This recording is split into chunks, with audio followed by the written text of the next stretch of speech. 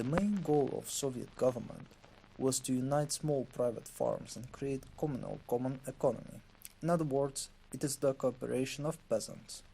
Until the time, the 15th Congress of the party, December 1927, was called the Congress of Collectivization of Agriculture, a congress aimed at collectivization of the village. But in fact, the Congress pointed out it is necessary not only to carry out collectivization, but also to form and develop all types of cooperation. When asked about the liquidation of the kulaks as a class, the essayist said, "Let this work be carried out gradually, and in it the kulak economy will be destroyed, not by the force, but, on the contrary, by economic methods." Collectivization was carried out in Kazakhstan at a very rapid pace. From October 1st, 1929 to January 1st, 1930, 100,000 poor and medium-sized farms were collectivized. In order to carry out a collectivist campaign of a political and economic nature, as soon as possible, a massive consolidation of farms began. At a rapid pace, mass collectivization in Kazakhstan was carried out by methods of violence, rape, punishment, without the voluntary participation of peasants. Slogans immediately spread: "Do not exaggerate, do not leave ashes hoofs. Where you find it, you find it there. Fold the bottom of the bag tightly." Cattle caught on Wednesday with rape began to die in mass due to carelessness. According to archival documents, on January 1st, 1929, there were about 47 million heads of cattle, and on January 1st, 1934, there were only 4.5 million. The policy of mass collectivization has led to irreparable tragedies for the Kazakh economy.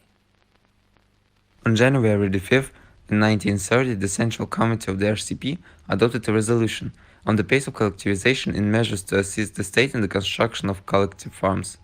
In the resolution, the Central Committee divided the regions of the country into three groups for mass collectivization. The first group included areas with pure grain, which were considered prepared for this collectivization in a certain amount. This included the regions of the North Caucasus, Middle and Lower Volga. In the spring of 1931, it was planned to complete the socialist reconstruction of farms in these areas.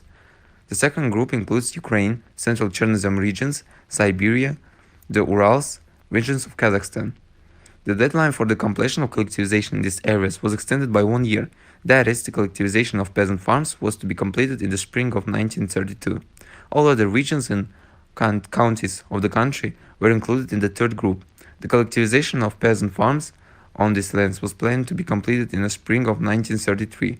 That is, by the end of five-year plan, nomadic Kazakh villages belong to this third group. The policy of forced collectivization caused discontent among the population. Letters from the heads of the regions to Stalin in those years indicate that in the Kazakhstan this process received a huge volume, covered the entire region from Altai to Mangostal, about which leaders of the Soviet government were informed. In 1929 alone, more than 13 large and small popular protests took place in Kazakhstan. Among them, very large-scale uprisings include uprisings on the throne, in freedom, in the swamp.